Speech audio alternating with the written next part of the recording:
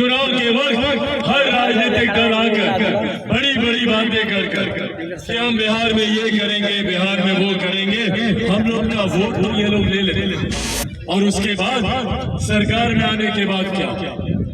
आज जो मौजूदा सरकार बिहार में है भैया, इन लोगों पर नहीं तो और किस पर भरोसा किया हम लोगों ने? उस वक्त मुख्यमंत्री जी ने कहा था कि मेरा सपना है कि जितने लोग बिहार से पलायन कर दूसरे प्रदेशों में गए हैं, मैं उन सब लोगों को वापस अपने प्रदेश में लेकर आऊं। नमस्कार, मेरा नाम सत्यम पटेल और आप अभी लाइव सिटी देख रहे हैं। लोजपा रामविलास के राष्ट्रीय अध्यक्ष चिराग पासवान रोहतास जिला के शिवसागर प्रखंड के सोंडेहरा गांव पहुंचे। सोंडेहरा गांव पहुंचने का उनका मुख्य उद्देश्य ये था क्योंकि सोंडेहरा गांव के रहने वाले थे एक दरोगा जिनका नाम वीरेंद्र कुमार पासवान बताया जा रहा है। वो पिछले वर्ष यानी कि आज से 1 साल पहले वो जिस बगल के जिला में पदस्थापित थे और उसके बाद वहाँ पर छापेमारी करने गए थे और वहाँ पर उनकी हत्या कर दी थी अपराधियों ने और इसके बाद वो शहीद हो गए थे। और उसके 1 साल के बाद उनके गाँव में जो कि सोंडेहरा के रहने वाले थे, तो सोंडेहरा में उनका प्रतिमा का अनावरण करने पहुंचे थे लोजपा रामविलास के राष्ट्रीय अध्यक्ष चिराग पासवान। चिराग पासवान ने अपने संबोधन के दौरान बिहार सरकार पर जमकर निशाना साधा। साथ ही साथ उन्होंने बताया कि बिहार आज भी पिछड़ा है और 30 साल से जो लोग अभी सत्ता में, यानी कि उन्होंने सीधा तौर पर कहा कि आरजेडी और जदयू 30 साल से यही 2 पार्टियां हैं जो कि बिहार के केंद्र बिंदु रही हैं, बिहार की सत्ता में रही हैं, लेकिन आज भी जो है बिहार पिछड़ा रहा है। इसके साथ साथ उन्होंने स्पष्ट तौर पर कहा कि जब भी चुनाव आता है लोग आते हैं, चाहे जदयू वाले आते हैं या फिर आरजेडी वाले आते हैं, आकर कहते हैं कि हम पे विश्वास करो, हमको वोट दो, और उसके बाद हमें भूल जाते हैं। उनका इशारा कहीं और था। और इसके साथ साथ स्पष्ट तौर पर उन्होंने पूरे संबोधन के दौरान बिहार सरकार पर पूरी तरह से निशाना साधते हुए सुनिए क्या कुछ कहते हैं लोजपा रामविलास के राष्ट्रीय अध्यक्ष चिराग पासवान। से बताई जाएंगी, बल्कि आने वाली पीढ़ी यकीनन उनकी ये बातें सुनकर एक प्रेरणा उनसे लेगी, एक प्रेरणा स्रोत के नाम पर, एक प्रेरणा स्रोत के तौर पर शहीद वीरेंद्र पासवान जी की ये प्रतिमा आने वाली कई पीढ़ियों को प्रेरणा देती रहेगी, ये विश्वास हम सबको है। पर साथियों, आज हम यहाँ आप लोगों के बीच कई और बातें हैं जो आप लोगों के संज्ञान में देना चाहता हूँ। कई विषय हैं जिस पर आज जाने से पूर्व आप सबसे संवाद करके जाना चाहता हूँ। हम लोगों ने एक लंबा समय बिताया, कई पीढ़ियां हम लोग की बीती हैं, इस उम्मीद में कि भैया एक दिन ऐसा आएगा जब हमारा प्रदेश एक विकसित राज्य बनेगा। मेरे खुद के पिता, मेरे नेता आदरणीय रामविलास पासवान जी ने पूरा जीवन समर्पित किया, लगभग 5 दशक से ज्यादा, 5 दशक से ज्यादा, 50 साल से ज्यादा सक्रिय राजनीति में रहते हुए पूरा जीवन उन्होंने समर्पित किया इस उम्मीद से कि एक दिन हमारा प्रदेश उन विकसित राज्यों की श्रेणी में आएगा, हमारा प्रदेश भी एक विकसित राज्य कहलाएगा। पर कहीं ना कहीं हमारे प्रदेश की ये विडंबना रही कि आजादी के 75 साल बीत जाने के बावजूद आज जब हम लोग देश में एक तरफ अमृत महोत्सव मना रहे हैं, तो वही दूसरी तरफ हमारा प्रदेश है जो आजादी के 75 साल के बाद आज भी मूलभूत जरूरतों के अभाव से जूझ, आज भी गली गली हर घर नल का जल पहुंचाना, गांव के आगे सड़क बनाना, आज भी मूलभूत जरूरतें हमारी सबसे बड़ी समस्याएं बनी हुई।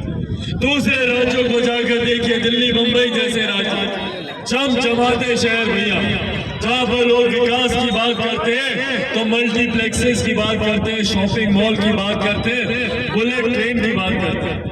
पर आजादी के 75 साल के बाद अगर आज भी हम लोग अपने प्रदेश में विकास की बात करते हैं तो हमारी सोच सीमित होकर रह जाती है कि भैया कैसे हमारे आंगन में चापाकल करें, कैसे हमारे गांव के सामने गली गली बने, कैसे हमारे गांव में एक ट्रांसफार्मर आज भी हमारी सोच वही की वही है, जबकि दूसरे प्रदेश विकास की नई नई गाथाएं लिख रहे हैं। कारण क्या है, ये हम लोगों को सोचने की जरूरत है।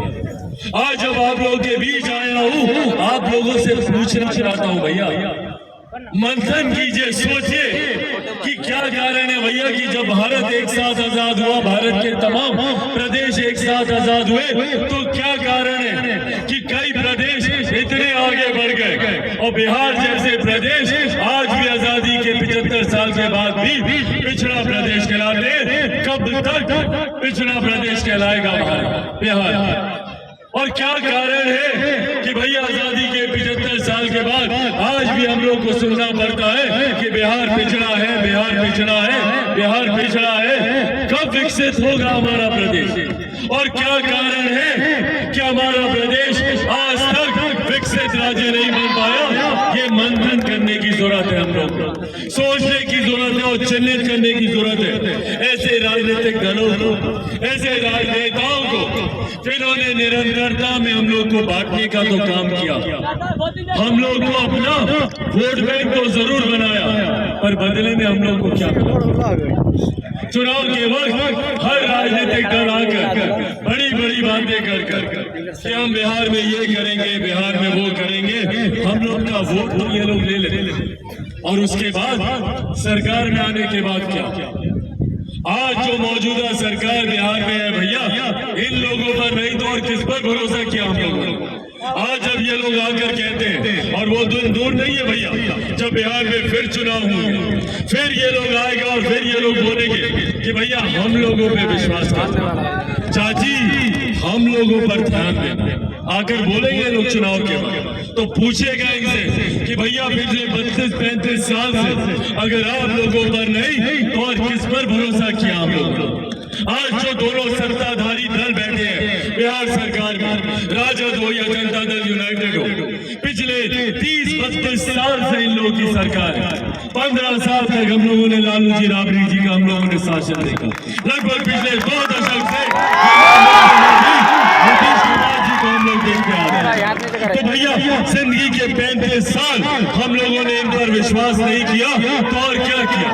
पर बदले में क्या मिला भैया हम लोग को? हम लोग के घरों के हालात देख लीजिए, हम लोग की सड़कें आजादी के 75 साल के बाद सड़कों के हालात देख लीजिए भैया। जो मैदान हमारे बच्चों के लिए खेलने के लिए बनना चाहिए, उन मैदानों के हालात देख लीजिए। आज भी पलायन उसी स्तर पर होता है। जब हमारे मुख्यमंत्री पहली बार 2005 में मुख्यमंत्री बनकर आए थे, तो उस वक्त मुख्यमंत्री नीतीश कुमार जी ने कहा था, और याद होगा संभव था आप सबको, उस वक्त मुख्यमंत्री जी ने कहा था कि मेरा सपना है कि जितने लोग बिहार से पलायन कर दूसरे प्रदेशों में गए हैं, मैं उन सब लोगों को वापस अपने प्रदेश में लेकर आऊं। सोचिए, जो मुख्यमंत्री 18-20 सालों में खुद अपने सपने को पूरा नहीं कर पाए, वो हम लोग के सपने को क्या पूरा करेंगे, ये पूछा जाए।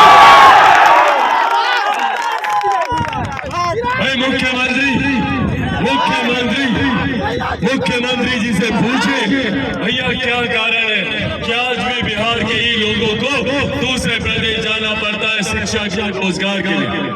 भाई मैंने कभी नहीं सुना, दिल्ली में रहा हूं, मुंबई में मैंने काम किया, मैंने कभी नहीं सुना कि कोई दिल्ली का लड़का बिहार आता हो शिक्षा के लिए।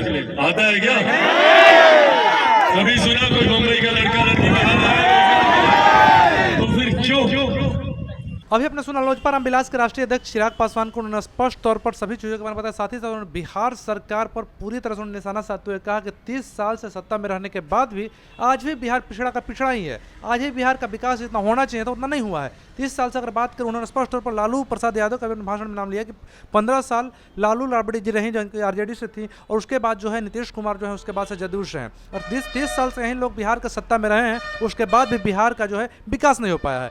ऐसी खबरों के लिए बने लाइव फीड के साथ बहुत बहुत धन्यवाद।